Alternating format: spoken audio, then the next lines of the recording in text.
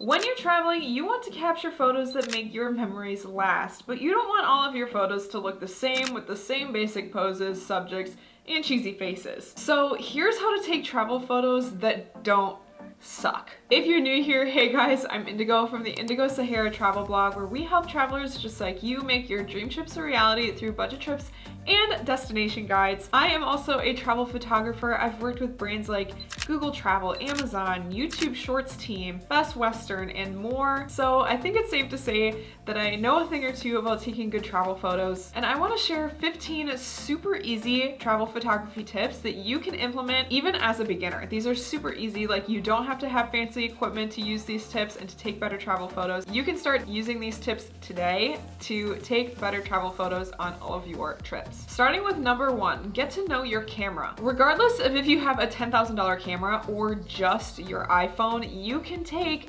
good quality photos. Contrary to popular belief, it is not the camera that makes the good photo, it is the photographer that makes the good photo. So even if you're shooting with an old iPhone 7, knowing your camera and your camera's capabilities will help you take better travel photos. Now, I won't lie, learning manual photography is not an easy feat. It's a lot easier said than done. But just know that almost all digital cameras, including your smartphone cameras, have manual functions and manual capabilities. And let me tell you, knowing manual photography and how to use these functions will bring your photos from amateur to professional. But don't worry, if learning manual photography seems too daunting, the rest of these tips you'll still be able to use. And just set an easy goal for yourself to learn like one new manual photography lesson per week or something like that. There are so many videos here on YouTube. That is how I learned manual photography, from YouTube videos and reading blog posts. That's how I learned. There's so many videos and free resources for you that it is super easy to just pick one video per week to start learning manual photography, and you will eventually pick it up. Okay, moving on past manual photography, let's talk about number 2, learning and using basic photography rules. One of the most important rules that I use in every single one of my photos is the rule of thirds, and that's the idea that when you're looking at a composition or where you're taking the photo, breaking up the photo, hypothetically speaking, into thirds horizontally and vertically. The rule of thirds refers to placing the subject of a photo in either the middle third or on the first or second third division lines. This doesn't have to be perfect, but the concept makes the final product look a lot better and more balanced. You can even turn the thirds grid on your iPhone by heading to settings, camera, and swiping the grid toggle on,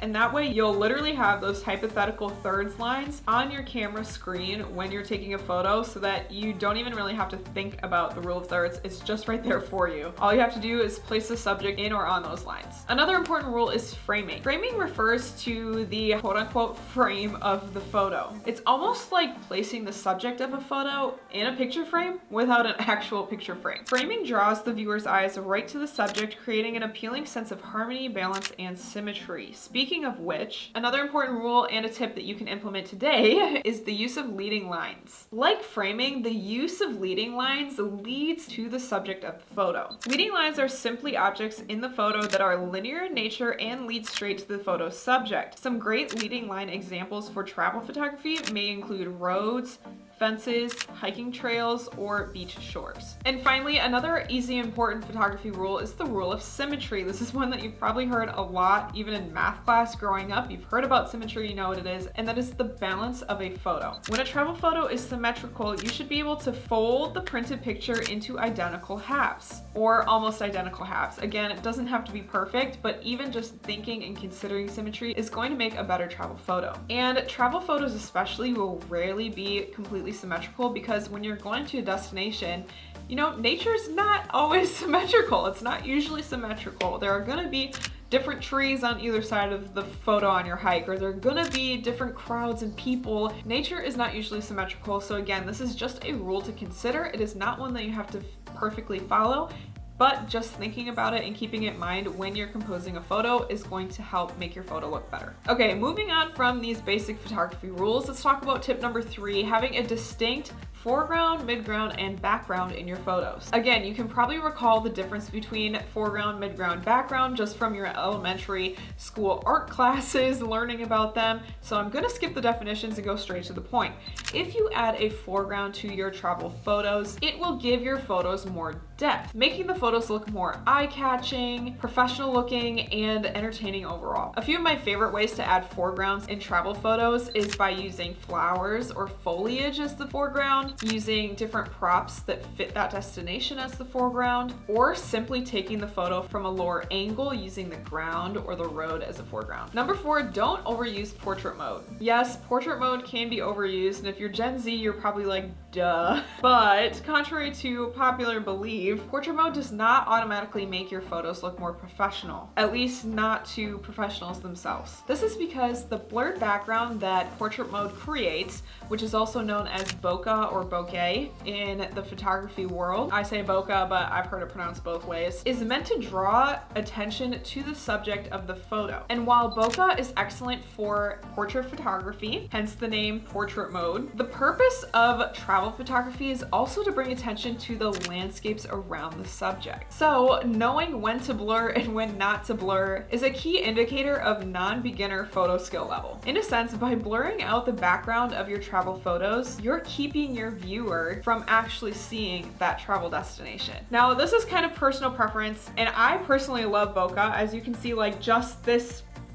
frame of this video, I have the background blurred. I have the background blurred in many of my travel photos as well. So if you choose to use portrait mode or background blur at all, I recommend you lower the f-stop to make it less blurred so that you can still see that travel destination. And especially if you're using a smartphone's portrait mode that isn't always super accurate, like it can make the, like around the head, around the hair, around the shoulders, kind of fuzzy. Lowering the f-stop will make it look a lot more clean and a lot more professional. Number 5 is very similar, and that is making the photo about the destination, not about you. Now again, I'm one to talk because I love a good selfie. It's important when you're taking a good travel photo to make the photo more about the travel and less about you. This will help show off that travel destination and make it a better travel photo. No offense, you are beautiful, you are photogenic, but when people are eager to see where you've been traveling, they want to see the destination too, not just your face. A good rule of thumb, if you want to be posing in your travel photos,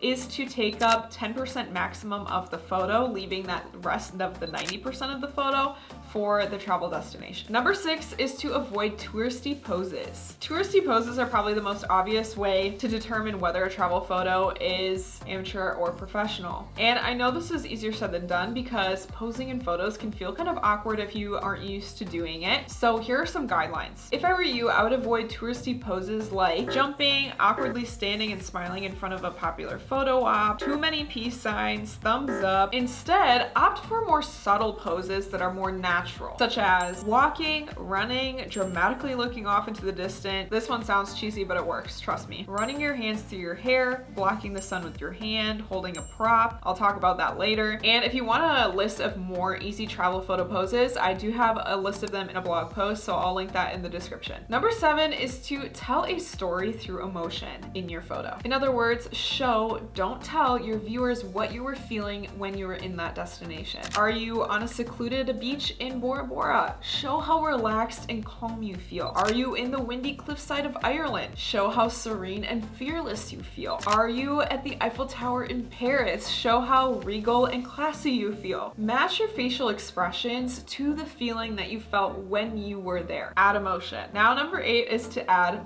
motion. Now that you've added the facial emotion, it's time to add the bodily motion. One of the easier ways to add motion to your photos is by your pose. For example, walking or running, or from other moving elements in the photo. For example, the wind may be blowing your hair, that adds motion. Or the waves might be crashing, that's motion. Or birds might be flying above you, that's motion. Regardless of where the motion is coming from, that motion is going to add to the storytelling part of your travel photography. Here's another example. In this photo, I could have simply stood and smiled in front of this waterfall like a tourist, but instead I decided to show my audience the difficulty of trudging through the forest keeping the rainy wind from stealing my hat and climbing towards the rewarding waterfall. Number 9 is to use props. Now going back to those props. I love a subtle prop. Not only do props add to the storytelling aspect of your travel photo, but they also keep your hands busy. If you feel awkward posing in photos and you never know what to do with your hands, then props will help you keep your hands busy and help you know what to do with them. Like your facial expressions, make sure your props match the tone of your destination. Some of my favorite props to use in photos include hats. So if I'm hiking, I'll wear a wide brim felt hat.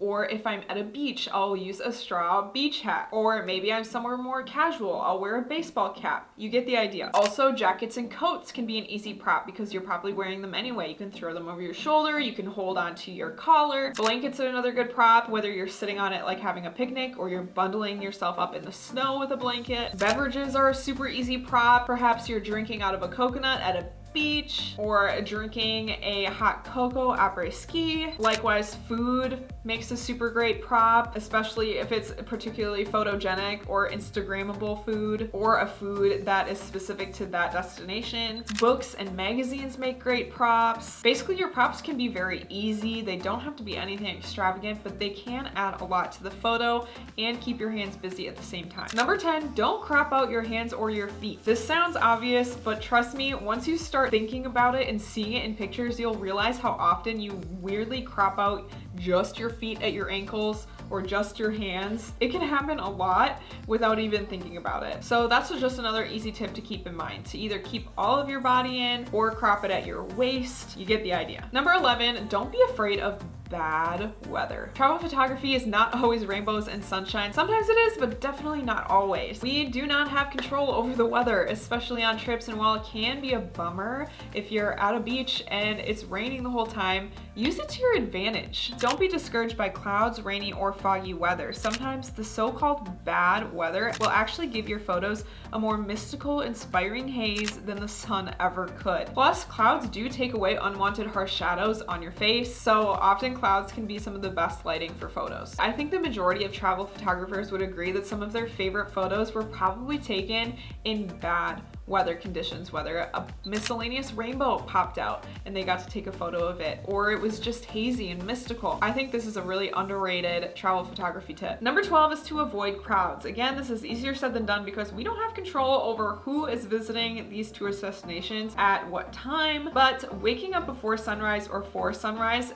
can minimize these crowds a ton. Also, traveling during off-season is a really great way to avoid crowds. This just keeps the backgrounds of your photos nice and clean without having to Photoshop people out, and that way you also get to experience these popular places without any people, which is also really nice. If there is a crowd where you are photographing, just try to find a different angle. I have taken travel photos at the most popular travel destinations possible, like New York City and the Eiffel Tower, and oftentimes I've found that if I just find a different angle, I can usually minimize the crowds in the background of my photos or even block the crowds with the subject of my photo, i.e. I can put the subject standing in front of the crowd so that you don't see them in the picture. So that could be another helpful tip. Number 13, show popular places from a brand new perspective. You may have the habit of checking Instagram or Pinterest geotags to find popular places to take photos in your destination, and I am all for that. I do that too. And honestly, I actually recommend doing that to get you inspiration for travel photos, but I also encourage you to put your own spin on these popular tourist photos, whether that's from a different angle, with a new pose, or hiking a little bit further, climbing a little higher, getting down a little bit lower,